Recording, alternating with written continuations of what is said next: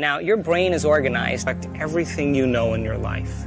Your brain is a reflection of your external environment. It's an artifact of all the things you've learned and experienced to date. Feelings and emotions are the end product of past experiences. And if you're feeling the same way every single day, it means two things.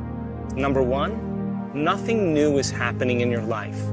And if those emotions are driving certain thoughts, and those thoughts then are creating the same emotions, then your thinking equal to your emotional state means you're thinking in the past.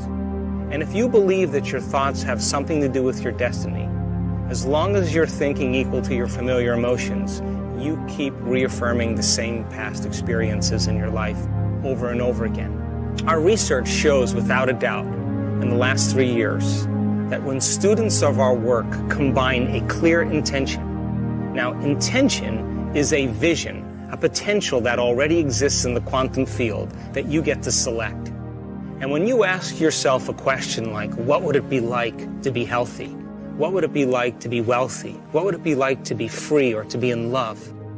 The moment you ask that creative question, a part of your brain called the frontal lobe turns on. That's the crowning achievement of a human being. Once that area of the brain turns on, it's like a great symphony leader. It looks out of the landscape of the entire brain, and it begins to randomly select different networks of neurons that are connected to the things you've learned in your life or the experiences you had. And it begins to seamlessly paste them together to create an ideal, a vision, or an internal representation. That is a potential experience that's awaiting you. But it's not enough to just have the mind involved. Thoughts are the language of the brain, and feelings are the language of the body. And how you think and how you feel creates a state of being. Once you can begin to emotionally embrace that future reality before it's made manifest, when you combine that clear intention with an elevated emotion, the freedom, the joy, the inspiration, the genuine love that you feel or gratitude from that experience, the moment you do that, your body, as the unconscious mind, begins to believe it's living in that future reality in the present moment. Now you're moving into a new state of being, into a new personality. And a new personality creates a new personal reality. The research that we've done shows that when we teach people how to regulate their internal states, to begin to create more coherence in their brain, and to generate elevated emotions like joy and gratitude and inspiration, that not only does the brain become coherent, but so does the heart. And when the brain is coherent, the heart is coherent. When the heart is coherent, the brain is coherent. And so why don't we live by these states on a daily basis? Primarily because the majority of the time that we live in our waking state of consciousness, 70% of the time, you and I are living by the hormones of stress. And living in stress is living in survival. And when you're living in survival, the very chemicals of survival cause you to function as materialist, defining your reality with your senses. You pay attention to objects and things and people. You begin to believe that your outer world is more real than your inner world. And the side effect of this, over time, begins to cause us to feel separate from possibility. Why? Because when you're threatened by some predator or some danger in your life, it's not a time to go in. It's not a time to trust the unknown. It's not a time to open your heart and feel love. It's not a time to communicate. It's not a time to create. It's not a time to learn. It's a time to survive. So then, in order for us to create then, we have to lay down the very thing we used our whole life to get what we want for something greater to occur. And most importantly, we want you to understand when you're in the creative state and when you're not.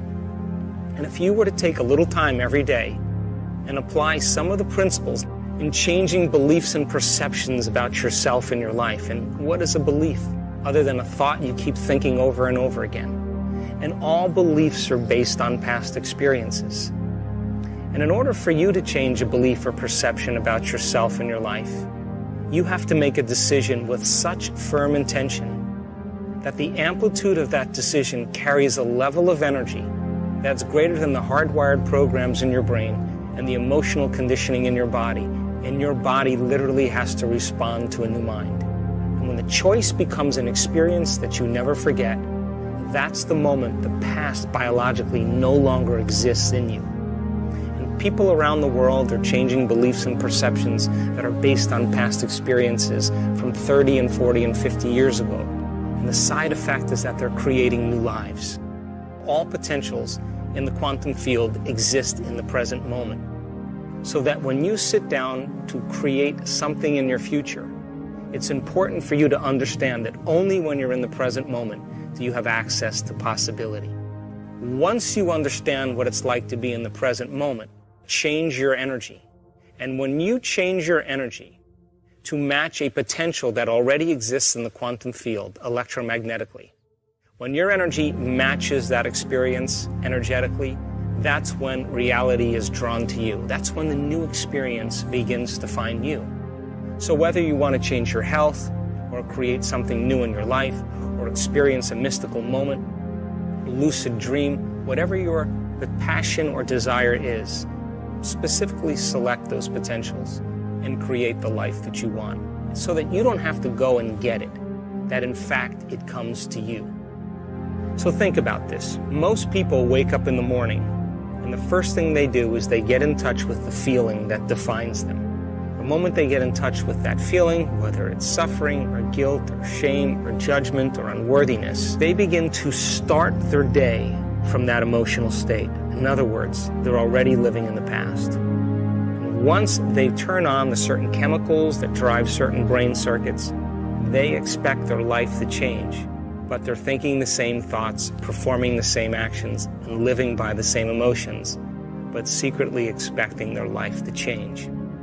What if, then, in a small example, you became conscious of those emotions that keep you anchored to the past, and you begin to change your emotional state? Means you would begin to change your energy. Now, from a quantum perspective, the thoughts that you think are like the electrical charge in the quantum field. The feelings that you emote are like the magnetic charge in the quantum field. And how you think and how you feel broadcasts an electromagnetic signature that influences every single atom in your life. The thought sends the signal out, and the feeling draws the event back. So you are broadcasting information on a daily basis into the field. When you change your energy, you literally change your life. And if you're able to maintain that change in energy, you will begin to draw new experiences to you. And that's when you become the scientist in measuring fruits of your efforts. And as I said, common people all over the world, in all different cultures, are doing the uncommon. They're healing themselves from diseases, chronic diseases, serious, potentially fatal diseases. They're creating wonderful new jobs and opportunities. They're winning the lottery. They're having mystical experiences that begin to uncover the mystery of who we really are. And I think that the biggest lie that we've ever been told is that we're linear beings living a linear life. But in fact, we are dimensional beings living a dimensional life. And so uncovering the mystery of the self, beginning to look deeper and understanding who we are, that if knowledge is power, then knowledge about yourself is self-empowerment. And I want to inspire you and motivate you so that you can begin to apply these principles so that you get to be the recipient of your own efforts. For example, we've had several people in our work heal themselves of very difficult conditions. One lady in particular experienced a very sudden loss. The event in itself produced very strong emotions. Those emotions then lingered for periods of time, and it began to define her as a personality. Now, it's a scientific fact that the hormones of stress push the genetic buttons and create disease. So the long-term effects by living by those chemicals literally are harmful to our body, justified or not. Now, we've all had traumatic events in our life, and some of those traumatic events brand us both neurologically and chemically. In this woman's experience, the event was so traumatic that the emotions lingered for weeks and months and finally years. it became part of her identity. And so, as a result of the long-term effects and her personality being defined by the past instead of the future, living by those same emotions began to break her body down. In a very short amount of time, she developed paralysis from the waist down. The result of the effect of the paralysis created more stress in her life. Now she couldn't work. She couldn't take care of her children. She couldn't make any money. She couldn't take care of her house. She had to get assistance from other people, and her mother had to move in with her. And because of all of the effects of those circumstances, her stress hormones went up. In a short amount of time, she developed ulcerations on all the mucous membranes of her body. Those mucous membranes with all the ulcers caused her to no longer eat properly. She couldn't eat. And because she couldn't eat, the chemical imbalance from no longer eating enhanced her stress levels even further. Within 3 to 4 months, she developed esophageal cancer. Now, this woman was smart enough to realize that probably the effect of those chemicals were the reason why she developed her condition. In other words, she said to herself, if I created this condition because I was living by this event, in other words, emotionally I was attached to my past, is it possible then to uncreate it and create something else? So she began the work and the meditations, and every single day, whether she felt like it or not, she practiced her meditations. And for sure, she had certain days where she didn't feel like doing her meditations because she didn't feel well, but she did them anyway. She also made the decision that she wasn't going to get up from her meditations until she was in love with life. Now, to the materialist, the person who's defining reality with their senses, to the materialist, there's no reason for her to be in love with life. Why? She had a traumatic event. She had no job, she had no money, she was paralyzed, she had a diagnosis of cancer, she couldn't eat, she was in internal pain, she was in external pain. But she said, I'm going to teach my body emotionally what my future could feel like before it's made manifest. And every single day, day by day, she overcame a small part of herself. And within a very short period of time, about a year, she was able to reverse those conditions. To this day, this woman has no cancer. She has no ulcerations in any of her mucous membranes. She has no paralysis or pain inside of her body or outside of her body. And she has a new life. So new personality creates a new personal reality. The disease exists in the old personality. She's literally become someone else. Now, if you talk to this woman about that experience, she'll tell you that experience was her greatest teacher. Most of us, though, when we can't overcome an experience, when someone says to us, why are we this way? We typically say, we are this way because of some event that's happened to us in the past, which means I haven't been able to change since that event. That event altered me emotionally. But once we understand that we can be defined by a vision of the future, instead of the neurocircuitry and chemicals and emotions of the past, this is when we change our personality and we create a new personal reality. The most valuable commodity I know of is information. Wouldn't you agree?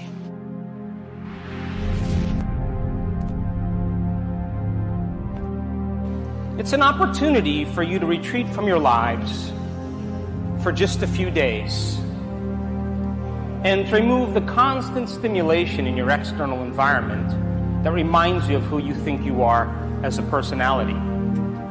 To separate yourself from the people you know and the places you go and the things that you do at the exact same time every single day, long enough for you to be reminded of what you already know.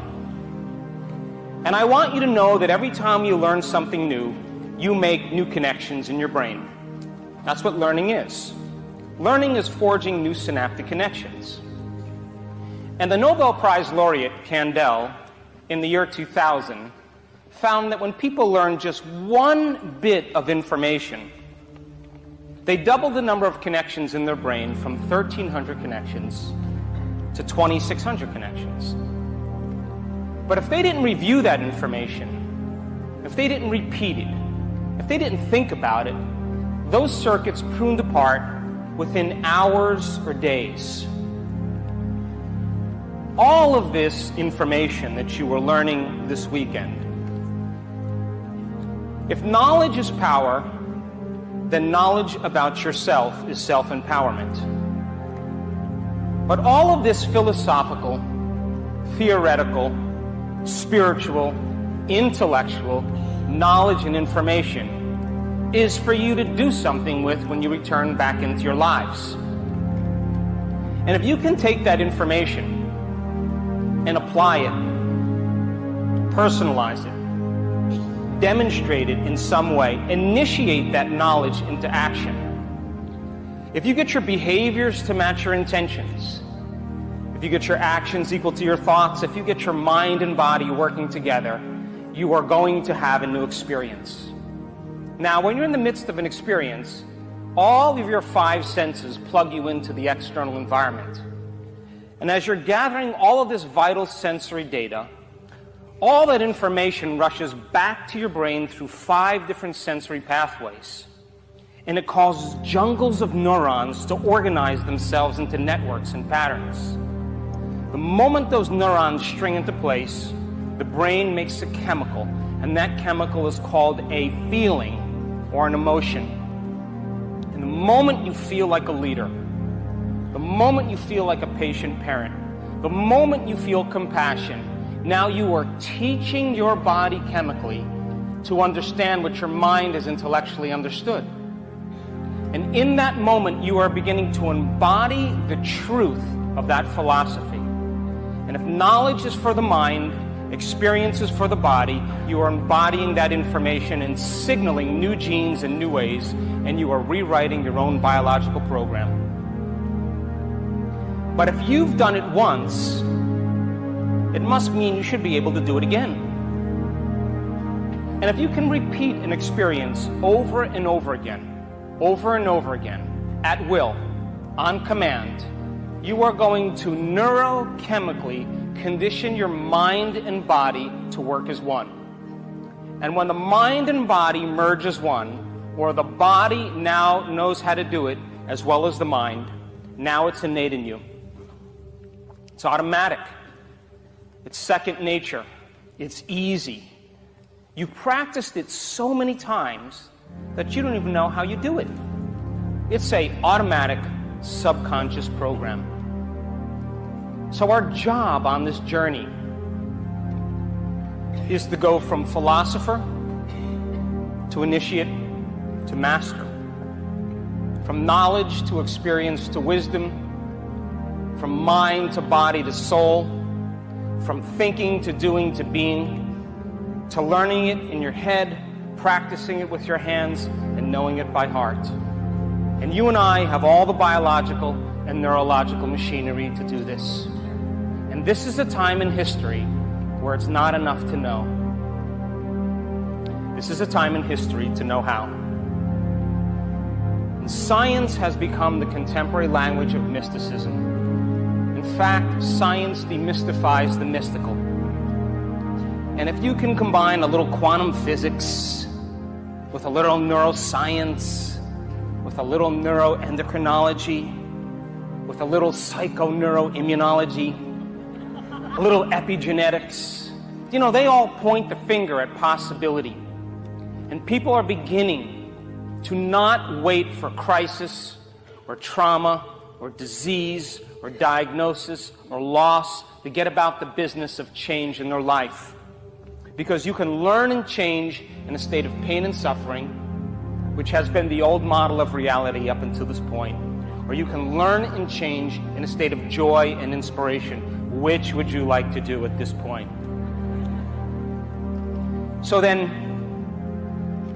I'm curious, how many people in this audience believe in the idea that the way you think has some effect on your body or your life? I'm just curious.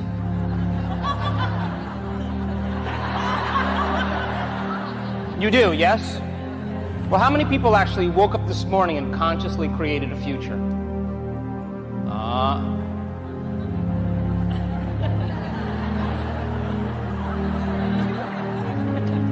You know why you don't do it? Because you don't believe it's true. If you knew that your thoughts created your reality, would you ever miss a day in creating the life that you want? And would you ever let any thought slip by your awareness that you didn't want to experience? Now, you told me that your thoughts have something to do with your destiny, yes? Poke the person next to you, please. So you think, this is science now, 60 to 70,000 thoughts in one day. 90% of those thoughts are the same thoughts as the day before. Hint, because the same thoughts will always lead to the same choices. And the same choices will lead to the same behaviors. And the same behaviors will create the same experiences. And the same experiences produce the same emotions. And those same emotions drive your very same thoughts. And your biology, your neurocircuitry, your neurochemistry, your hormones, and even your genetic expression are equal to how you think, how you act, and how you feel. And how you think, how you act, and how you feel is called your personality. And your personality creates your personal reality. That's it. So then if you wanted to create a new personal reality, a new life, you would have to change your personality, wouldn't you? Hello? Poke the person next to you again. Which means then you'd have to start thinking about what you've been thinking about and change it. You'd have to become aware of your unconscious habits and behaviors and modify them. And then you'd have to look at those emotions that keep you anchored to the past and decide, do these emotions belong in my future? You see, most people try to create a new personal reality as the same personality, and it doesn't work. You're literally going to have to become someone else. And so, you can't run up to me and say, how come I'm not living in Santa Fe, New Mexico with my 3 dogs? Because I'll tell you, the personality who's living in Santa Fe, New Mexico looks nothing like that.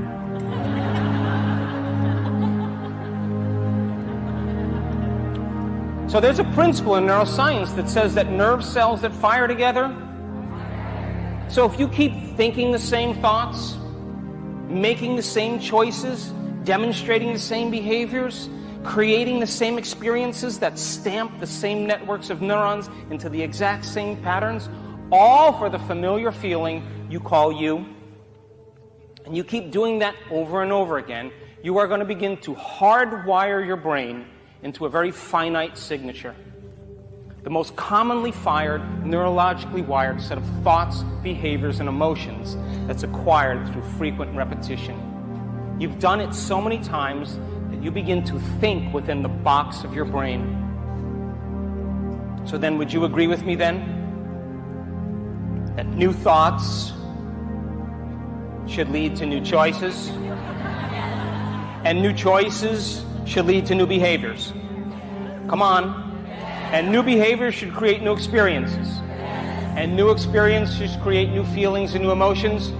And those new feelings and new emotions should inspire new thoughts, and that's called evolution. Yes? So then, you told me that you said that your thoughts have something to do with your destiny. So if you wake up in the morning, now reason this with me, feelings and emotions are the end product of past experiences. And you can remember experiences better because you can remember how they feel.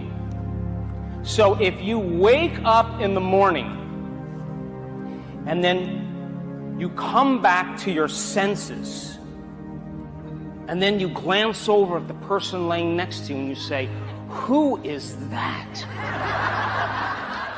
Then you say, wait. Let me just remember all my problems. Oh, whoa, now I feel like myself. Almost lost my mind there. Would you agree then? The moment you feel the familiar feeling called you, and those emotions drive your thoughts, you are thinking in the past. Because if you can't think greater than how you feel, or feelings have become the means of thinking, then you are thinking in the past. And your body, as the unconscious mind, does not know the difference in your life between an actual experience that creates an emotion and an emotion that you create by thought alone. To the body, it's exactly the same. So people then, the moment they feel that familiar emotion and that emotion starts to activate circuits in their brain equal to that emotional state, they are now thinking and feeling in the past. And how you think and how you feel creates a state of being. Because thoughts are the vocabulary of the mind, and feelings are the vocabulary of the body. And how you think and how you feel creates your state of being. And the redundancy of thinking the same thoughts that turn on the same circuits in your brain to produce the same level of mind begins to signal another part of your brain to make a chemical for you to begin to feel exactly the way you were just thinking. And the moment you feel that feeling, the brain is monitoring the body, and it begins to generate more thoughts equal to that feeling, which creates more chemicals for you to feel the same way, and then think the same way, and feel the same way, and think the same way. And the redundancy of that cycle conditions the body to subconsciously become the mind of that emotion. And the moment that occurs, the body literally is in the past. And it's believing it's in the same past experience 24 hours a day, 7 days a week, and 365 days a year. The body literally is in the past. And you can't create a new future holding on to the emotions of the past. So then, would you agree with me? The moment you become conscious of your unconscious thoughts, the moment you become aware of your automatic habits and behaviors, the moment you observe those emotions that bring you to a lower denominator every day in your life, the moment you're becoming conscious of what you've been unconscious to, because 95% of who you are by the time you're 35 years old is a set of memorized behaviors, emotional reactions, beliefs, perceptions, and attitudes that function like a subconscious computer program. That the moment you become conscious of what you've been unconscious to, now you're ready to change. Come on. And if you can observe those states of mind and body, it means you are no longer the program. You are the consciousness observing the program, and you begin to objectify your subjective self, because for the first time you are looking at yourself through the eyes of someone else. And because of the size of the frontal lobe, 40% of your entire brain, the crowning achievement of the human being, the latest piece of neurological machinery, the fact that you can pay attention to those states of mind and body means you could modify who you are to do a better job in life, and that's called neuroplasticity. And so then, here's the old self, and here's the new self, and you got to cross a river. And the hardest part about change is not making the same choice as you did the day before. And if the habit is a redundant set of automatic, unconscious thoughts, behaviors, and emotions that's acquired through frequent repetition, a habit is when you've done something so many times that your body now knows how to do it better than your brain. Would you agree then that the moment you decide to no longer complain, make excuses, feel sorry for yourself, talk about your best friend, judge your coworker. The moment you decide to do something differently and make a different choice, you just stepped into that river. And it's going to feel uncomfortable. Get ready is going to feel unfamiliar. There is going to be some uncertainty, and there is going to be some unpredictability. And some people would rather hold on to their guilt than step into the unknown. Some people would rather be unworthy and suffering than take a chance in possibility. And the moment you decide to make a different choice, the body, which has been conditioned emotionally to be the mind, wants to return back to familiar territory. And it starts sending signals back to the brain, and you just said, I'm no longer going to be a victim today. And the first 2 hours goes really well.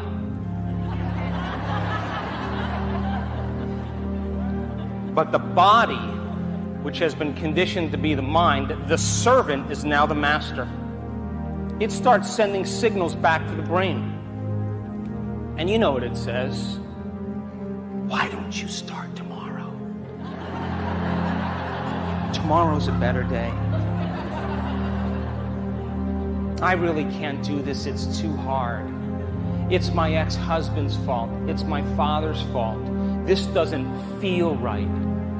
And that's the body sending signals back to the brain, causing you to think in the past. And if you respond to that thought as if it's true, that thought will lead to the same choice, which will lead to the same behavior, which will create the same experience, which will produce the same emotion, and then you'll say, this feels right. No, it feels familiar. Crossing that river from the old self to the new self is the neurological, the biological, the chemical, the hormonal, genetic death of the old self.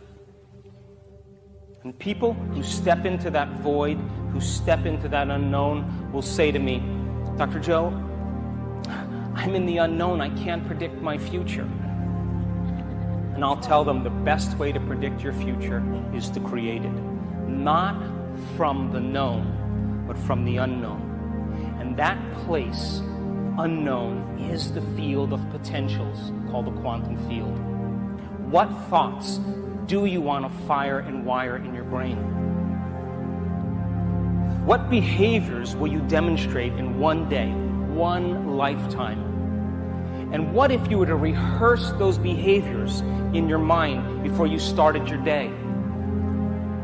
The latest research in neuroscience shows that you can change your brain just by thinking differently, which means now your brain is no longer a record of the past. It is now, in fact, a map to the future, because as you rehearse and plan your behaviors and review them in your mind, you begin to install the neurological hardware in your brain to look like the event has already occurred. Now, great people like you, common people like you, are doing the uncommon. And they are not waiting for their healing to feel wholeness. They are not waiting for their success to feel empowerment.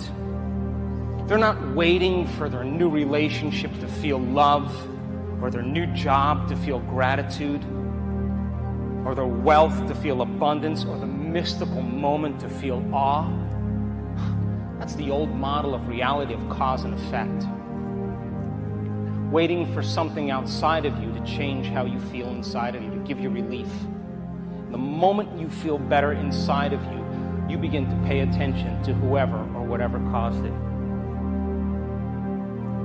And that event creates a memory, and that's Newtonian physics, physics of predictability. But the quantum model of reality is about causing an effect, which means when you're in awe, you're going to have a mystical experience. When you feel empowered, you are going to create success. When you feel whole and satisfied with who you are, there will be a healing. When you feel so worthy and so abundant, you know your wealth is coming. And when you're in love with your life, in love with yourself, you will create an equal. And when you get up from your meditation or your internal practice in a state of gratitude, your body, as the unconscious mind, already accepts, believes, and surrenders to that outcome. And that job will come. And that's causing an effect in your life. And there isn't a person in this room that is so special to be excluded from that phenomenon. And the hardest part of all of this is making the time to do it. So then here's my question. Can you believe in a future that you can't see or experience with your senses yet? But you've thought about enough times in your mind that your brain is literally changed to look like the experience has already occurred? Latest research in neuroscience says it's possible. And can you fall in love with a future potential that already exists in the quantum field? And how many potentials exist in the quantum field? A few. Hello. Poke the person next to you. Come on, poke them. Can you fall in love with the future potential that already exists in the quantum field, so much so that your body, as the unconscious mind, is believing it's living in that future reality in the present moment, and you're signaling new genes in new ways to change your body to look like the event has already occurred? Latest research in epigenetics says it's absolutely possible. Now think about this. You're geniuses, right? If there's physical evidence in your brain and body to look like the event has already occurred, relax, because the event is going to find you. And it's going to come in a way that you least expect. Why? Because if you can expect it, it's nothing new. It's got to rock your world. It's got to catch you off guard. And it has to leave no doubt that what you did inside of you produced some effect outside of you. And when you can correlate the changes you made inside of you with the effect you produced outside of you, you're going to pay attention to what you did, and you're going to do it again. And when that experience lands in your lap and surprises you, and by the way, the brain learns by mistakes and surprises. Which would you like a few of? When that event catches you off guard and it lands in your lap and finds you, the joy and the excitement and the awe and the wonder and the freedom and the inspiration that's created, the energy of those emotions are going to inspire you to want to create again and again and again. And you will look back at your entire past and you won't want to change anything in your past because it brought you to that present moment. And that's the moment the past no longer exists. Are you with me? So then, most people, you say to them, why are you so angry? Why are you so afraid? Why are you so judgmental? Why are you so bitter? What do you think they normally say? I am this way because of this event that happened to me 35 years ago. And from a biological standpoint, it means I haven't changed in 35 years. Are you with me? So then, Scientific American, a prestigious magazine, says that 50% of what you talk about in your past isn't even true. They call it creative memory. And if your brain is organized to reflect everything you know in your life, your brain is a record of the past. It's an artifact of everything you've learned and experienced to this moment. Would you agree with me then? The moment you search for the familiar feeling called you, and those emotions are driving your thoughts, you are going to be predictable in your life. Because those thoughts will lead to the same behaviors, and those behaviors will create the same experiences, all to reaffirm the familiar feeling called you. People get caught in these loops. They have experiences in their life that brand them emotionally.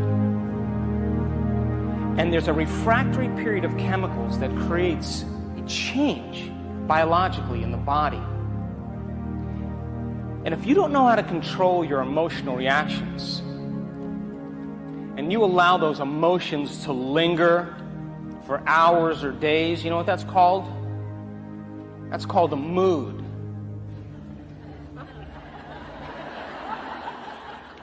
What's wrong with you? I'm in a mood. Really? Here it comes. What happened? Well, I had this experience 9 days ago, and I'm having one long emotional reaction. And you keep that same refractory period going on for weeks or months. That's called a temperament. What's up with him? I don't know. Let's ask him. Why is he so bitter? Why are you so bitter? Well, I had this thing happen to me 7 months ago. I got fired from my job, and I'm memorizing my emotional reaction.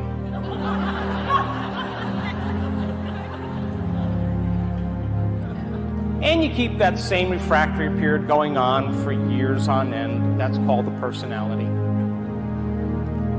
And people wear their emotions on their sleeve, and they think that's who they are. So then, in order for a person to truly change, the question is, are you going to be defined by the memories of the past biologically? Or are you going to be defined by a vision of the future? Because if you're waking up every single morning, what does everybody do now when they wake up in the morning? What's the first thing they do? Come on. Jennifer's eating carbohydrates again. It's on Facebook. Oh my God, my high school boyfriend's looking for me. I remember him from 11th grade. He was kind of cute. You check your WhatsApp, you check your texts, you check your Facebook, you tweet, you Twitter, you check your Instagram, your Pinterest, then you check the news, and now you're ready to start the day. Because it's no longer that your personality is creating your personal reality. Now it's your personality is being affected by your personal reality. The most valuable commodity I know of is information. Wouldn't you agree?